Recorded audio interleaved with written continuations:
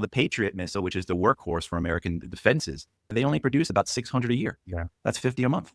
So if you are firing 3 or 4, right? I mean, you can see how quickly you burn through these. And then the Iranians on the other side can produce their missiles and drones much faster than the Americans can produce the missiles to shoot down those missiles and drones. So it then becomes a question of how long time-wise until the Iranians have a missile and drone dominance that they can assert, essentially meaning they can fire their missiles and drones without really having to worry too much about them getting shot down. Meanwhile, the Americans, their Arab allies, and the Israelis have to now prioritize and ration what few missile systems they have left in order to shoot down those missiles. But the other part of this too gets back to this idea of how the Iranians fought this war. And again, knowing what they knew about the Americans, understanding the Americans' vulnerability, how the Americans would fight.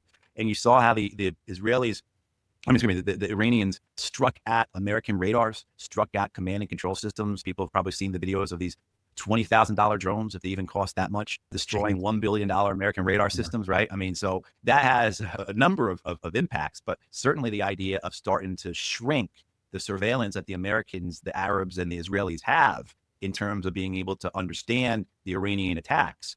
And that's been part of the purpose as well in pushing the Americans westward. Not only are you pushing those American aircraft westward, but you're also the Iranians are demolishing the command and control, the radar, the communication systems that were set up in Kuwait, in Qatar, in Bahrain, Saudi Arabia, the Emiratis. I mean, so now you're closing the ability of the Americans and the Israelis and the Arabs to see what the Iranians are actually shooting at them. Yeah. So everything the Iranians appear to be doing here is very comprehensive. It's very robust.